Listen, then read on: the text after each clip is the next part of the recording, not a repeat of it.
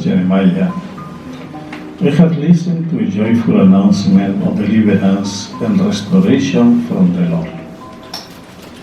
Mention is made of the remnant.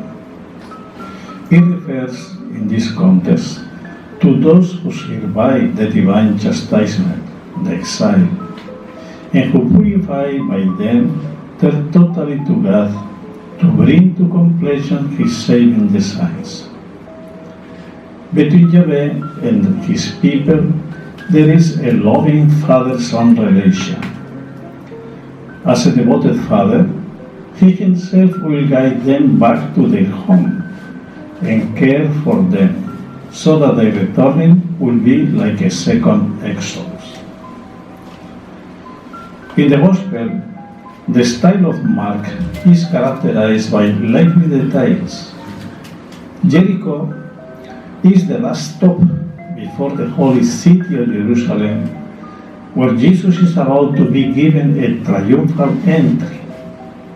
So He allows Himself already now to be proclaimed as Messiah, Son of David.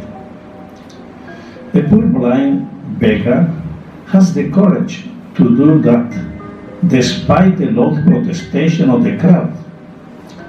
He comes with great faith, begging to see, above all, to see the Son of David, whose compassion he can rely upon. Such faith and confidence moved Jesus to grant his request, and once he followed Jesus Christ to the holy city.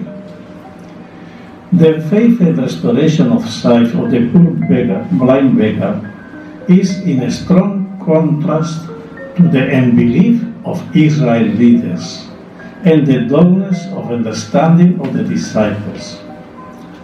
It symbolizes that the lowly will be given to see with the eyes of faith the Savior of Israel, whom the learned and proud fail to recognize. He was just a beggar, a poor blind. His hope was not in cures and medicines, but in the one person who had now come into his lonely life, Jesus, Son of David, the Messiah of Israel. Without any inhibition of human respect or fear of what people might say, he loudly professed his faith in Jesus and begged him to open his eyes. The first object of his sight will be Jesus. No wonder he followed him at once up the road, regardless that it led to suffering and death. There are many blind people in the world today.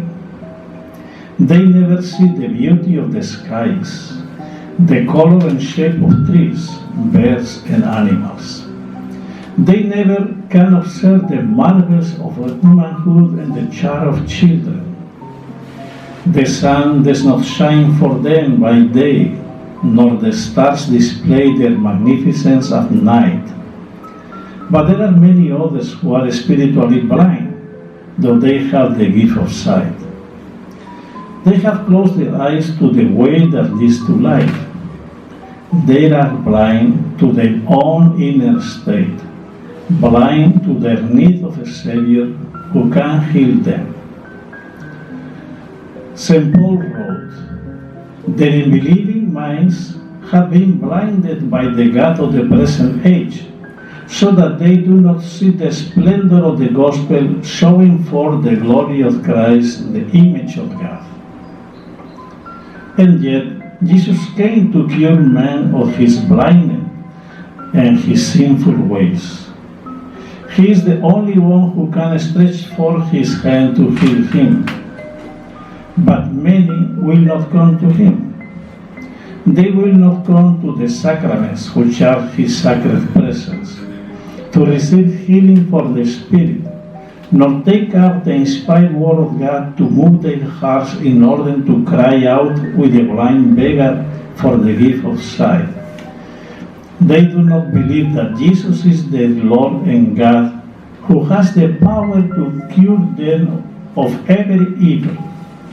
They need a real encounter with Jesus, as St. Paul had, in order to really know that Jesus is truly God's own Son, who has taken our flesh and blood to be our brother and Savior. They need only to turn to Him, as did the blind Bartimaeus, and acknowledge Him as the divine physician who can help them. Jesus is the light of the world and of all nations.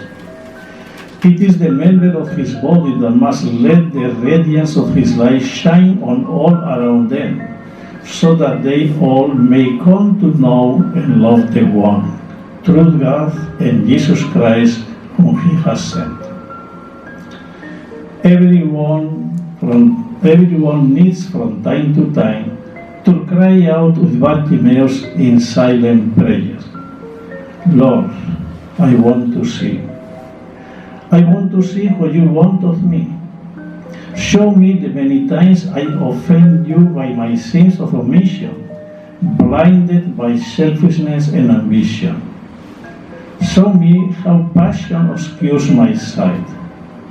Make known to me my true self, that I may humbly acknowledge my need of you, my divine physician. You are my light. Show me the light of life.